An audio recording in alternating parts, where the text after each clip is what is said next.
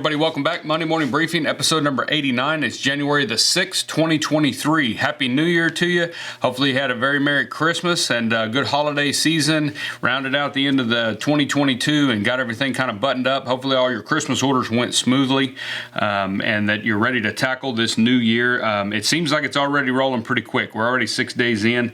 I kind of remembered today it was Friday and thought, man, we need to really get our Monday video done. We kind of got in here this week and I just kind of hit the ground running. I started working on some projects. I made my list of some priorities for this month that we want to try to finish up. Some of them that we weren't able to get done in December, and some of them that we need to really have done this month. And so I've got us a list over here, and mainly been doing some tooling. If you follow us on Instagram, you've probably seen me last couple of days working on some tooling patterns for one of these saddles that we're building. One of the saddles I'm building is a solid rough out ranch saddle, so it's not going to have really any artwork to speak of. And then we've got this other one here that'll have quite a bit of tooling on it. It's not going to be fully tooled or anything, but we may have another fully tooled saddle coming up in the mix in 2023, the first part of 2023. But we'll talk about that later in another Monday briefing as we get closer. That saddle may or may not have a little bit of significance on what we're going to do with it. But yeah, we're just working on that. I also got a leather shipment in this week. I knew I had one coming, but I wasn't sure exactly when it was going to get here, but it got here this week. And so we were able to go ahead and get started, get a jump on refilling the website with our material packs. So if you've been looking for the belt material packs, the Gunsling material packs, both the shaped and the thumb hole, and we'll get some guitar straps cut as well. But those were the main four that people were really asking me for over the break, was when we were going to get the Gunslings back in. They are back in stock. We'll try to stay ahead of that best we can with this load of leather that we just got. It really seems that Hermann Oak is really back on track as far as a shorter lead time. They're really being able to produce their leather, they kind of got real busy there for a little while. The lead times were just a shade longer, and man, they've really been knocking it out here this last 6 months or so, getting our shipments in a lot more efficiently or quicker for us. And so that's good for y'all, because we'll hopefully keep ahead of that this year and keep everything to where we're not always sold out on some of those material packs.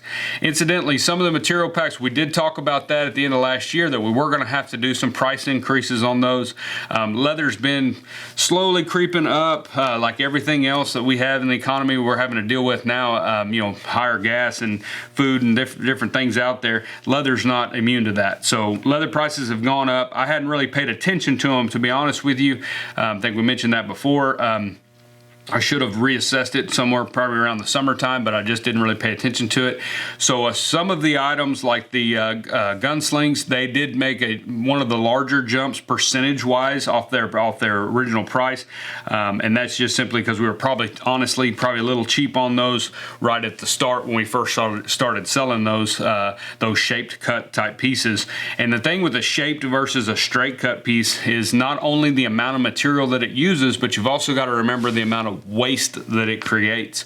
If you're cutting straight line strips with, say, a draw gauge or a strap cutter machine, you're not getting very much waste at all. It's just whatever you're going to cut off each end. Otherwise, they're cut out just side by side. There's no waste in between them. When you start doing a die cut or a shaped cut type project, you're creating waste in these void areas or these negative spaces. So no matter how close, if I was going to cut two of these breast collar panels out, no matter how closely I put them together, it's going to create some wasted space. That wasted space, depending on what else you could cut out of it, depending on its size, what the material actually is, then maybe you can put that to use. But most of the time, a lot of that's going to go into the trash. I've said it before, but I've heard in the years past that no matter what you cut, how well you cut, your yield on a side of leather is going to end up equaling out to about 30% of that hide in the garbage. And that's after you cut every single bit that you can.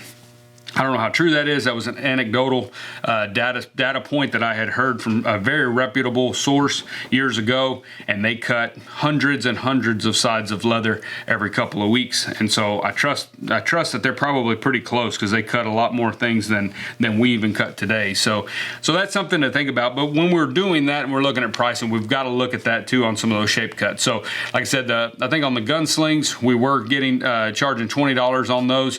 They've gone up to $30 $20, I believe. But we did our math, we looked at everything, we tried to keep it as low as possible to make it to where it's feasible for you to purchase those, turn it into a finished product, and still have meat on the bone, so to speak, to be able to make a profit. And I think even at that, you certainly still do. The thing you got to think about with that too is the convenience factor of those. If you buy 3 of those, put them in a Tupperware above your bench, and then when you have an order for one, you literally, all you have to do is pull one out of there and go to tooling it. You don't have to try to cut it out, and particularly on a gunsling, cutting out that last bit, that last bottom drop down piece, and keeping it 1 inch is it can be pretty difficult depending on the material you're cutting it out of. So anyway, those went up. The belt material packs, they have needed to go up for a little while, and we never did. Now with the leather prices where they are, we really had to really assess those. They didn't go up as much percentage-wise as the gunslings and things. And that's what we're doing. As I told you before, we're gonna look at each individual item and kind of assess those independently, because like some of the smaller things like the knife sheaths, some of the wallet pieces and things like that, some of that material cost didn't go up. Some of it is cut out of what we would consider scrap in our shop, which is not really scrap. It's leftover, it's extra pieces. Those pieces there have a different value than the heart of a hide or the back and butt area of a hide. So those pieces there, we can get a little bit less in that kind of financially, it all kind of washes out. So on a lot of the smaller stuff, they may not change. I'm kind of looking at those as I move down the line and restock some of the items and look at some of the cost and versus the sales price and things like that. I'm pretty well sure that like on knife sheaths and things, those material packs, they're going to stay the same for at least some time because we're still fine on those. But like I said, some of the shape cut stuff we did have to change. As far as our pattern packs, we do have, I think we're sold out of the saddle scabbard pack right now. We kind of closed back orders on some of those just because their lead time takes a little bit longer just because of the size of the pattern and the number of pages and the fact they have to all be folded. That's all actually done by hand. I thought the printing company had some machine that folded that stuff, but it's actually our representative that we deal with. She actually folds all of those patterns and puts them in the envelope. So it just kind of takes a little bit more time on some of those. So, but we are getting another refill of those. They're headed our way. So hopefully within the next few days, we'll have those restocked on the website. If you are needing something, you can always call and we can take care of you over the phone, or at least get it listed out for you. And that way we can get you fixed up when they do get here. But we're excited. I'm excited about 2023. There's a lot of stuff that we have planned. There's a lot of plans we have both on the project video side of things, on the and then on our potentially our show schedule side of things, and videos and the podcast. There's just so much stuff. This month, usually, historically in January, I spend, many of y'all may already know this based on previous years, but I usually spend January trying to goal set and get as much stuff, kind of get a jump on our workload in the shop, but also to planning and looking at time availability, what time we do have available, weekly, monthly, daily, and then trying to sort out our plans for the entire year, not down to the minute, but just as far as what opportunities do we want to go ahead and take and do and participate in, and what opportunities are we going to pass on so that we can devote that time and energy into something else. And so that's kind of what we're doing this month. And just kind of looking at that and trying to get things done and prepared for this year, because it's going to go by, I imagine, just as fast as 2022. It seems like every year goes by faster than the last. But also what we need to do in January is I have to do inventory, which we do that every year. We've got to come into the shop and we've got to count everything in here and do that part for tax reasons, company reasons. That's the office part of owning a business. That's not necessarily the fun part or glamorous part, and it honestly is pretty boring and drives me crazy. But we've got to do all that. So we'll start inventory probably next week and just begin to do our diligence on that and get everything done, and get all those papers and all the reports and all the things ready to go to send off to the CPA so we can get a jump on that and have that done for the year. But we'll try to keep all that kind of intermingled with the other things that we're doing. But yeah, this would be a good month for you as well if in your business, or is to sit down and kind of get ready to do do your tax stuff early. Do your your end of the year closeout reports. Get everything ready to go. Close out 2022. It gives you a good sense of bearing on where you are, how you did last year. Gives you kind of a little preparation for your taxes. If you've got all that stuff done, you can gather all your receipts, clean out your file boxes, however you organize all your stuff. Get everything kind of organized and ready to go. If you get all that turned in early, get it all done, then you don't really have to worry about it and be stressing out when April comes around. And March, April, that's Easter time. You want to kind of relax. It's spring. You want to go do stuff outside, go fishing, and do some other things. Go ahead and do that now while you're kind of in that mode. You're kind of in a relaxed mode anyway after Christmas. You don't have anything really looming over your head just yet as far as big orders or jobs. And usually January is kind of slow historically for us as far as just the demand on the custom side of things. People wanting to order belts or order this or that. So it's a good time. It's a good time to just take that moment and just kind of clear the mechanism, as a buddy of mine says, or clear the computer there, get all your files kind of organized and gather all that stuff up and do your inventory. A lot of people don't do inventory. They guess or whatever. I used to do that too years ago. You just kind of arbitrarily kind of hope you're close.